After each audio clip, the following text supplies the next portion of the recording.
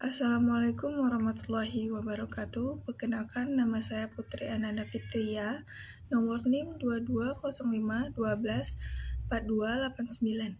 Nah, di sini saya akan membuat suatu video tentang syair. Nah, bagi teman-teman semua, simak baik-baik ya materi yang akan saya sampaikan. Yang pertama, pengertian syair. Syair adalah salah satu jenis puisi klasik yang memperoleh pengaruh kebudayaan Arab.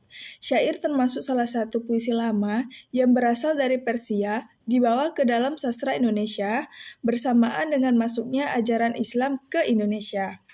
Jumlah baris pada syair ini ada 4 baris dan jumlah suku kata antara 8 hingga 10 suku kata.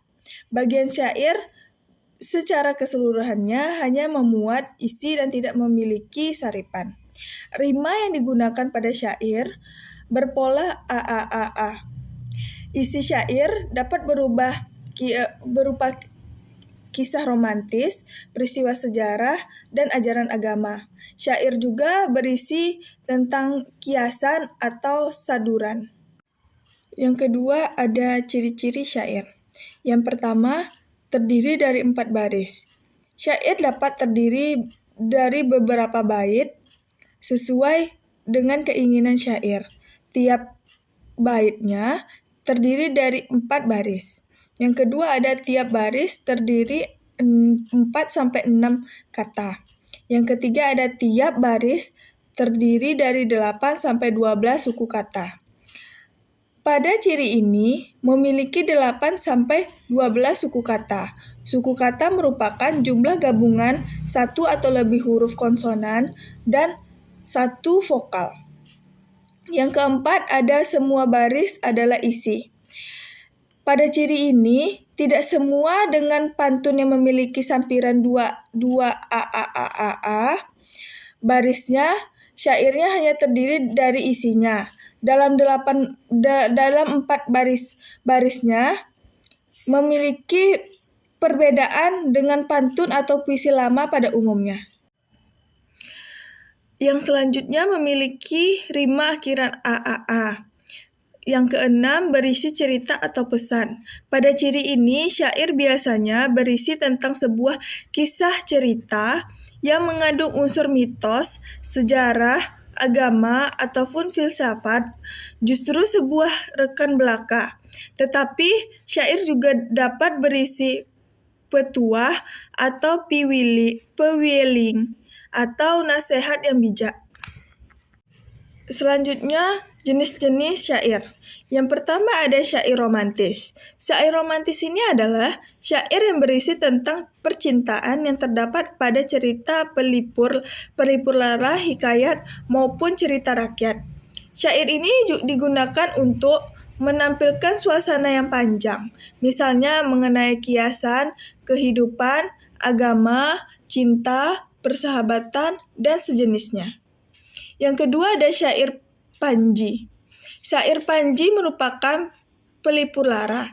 Syair ini bertemakan kisah penggambaran pada abad peperangan. Di dalam syair ini terdapat unsur percintaan. Yang ketiga ada syair sejarah. Syair sejarah adalah syair yang didasarkan pada peristiwa sejarah atau di masa lampau. Sebagian besar syair sejarah berisi peperangan. Selanjutnya ada syair kiasan. Syair kiasan adalah suatu penyampaian pesan dalam bentuk kiasan. Syair ini sering disebut sebagai syair binatang dan bunga-bunga karena isinya sebagai sindiran atau berupa kiasan terhadap suatu peristiwa. Yang kelima ada syair agama. Syair agama merupakan syair yang sangat penting.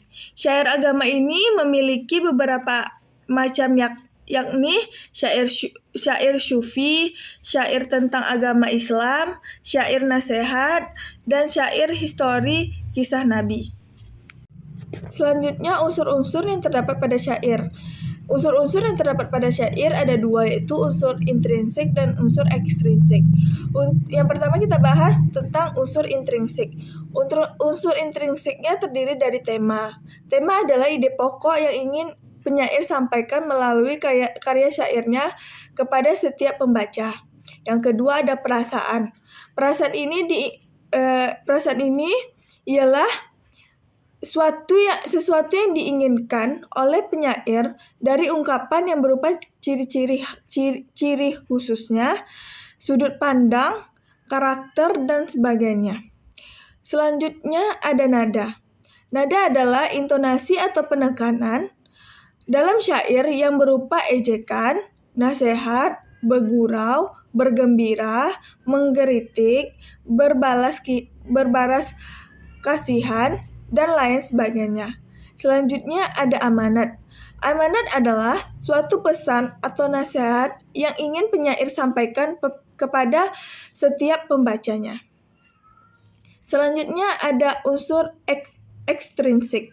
Unsur ekstrinsiknya terdiri dari latar belakang kehidupan penyair, pendidikan penyair, latar belakang budaya atau sosial, adat atau sesuatu kebiasaan lingkungan masyarakat setempatnya. Selanjutnya fungsi syair. Fungsi syair itu adalah kegiatan kesenian atau kebudayaan masyarakat. Syair dapat dijadikan lagu atau nyanyian untuk mengiringi tari-tarian. Syair juga dijadikan sebagai hiburan, misalnya lagu dalam majelis tertentu dan adat pernikahan. Selanjutnya, kemerduan suara atau kelembutan nada syair berupa mengusik lerasaan dan keseterusan meninggalkan pesan yang mendalam. Syair juga digunakan untuk menyampaikan pengajaran melalui cerita dan syair juga sebagai media informasi untuk lingkungan setempatnya. Itu tadi penjelasan tentang syair dari saya. Tetap pantengin channel YouTube saya ya, dan nantikan konten-konten selanjutnya. Dadah!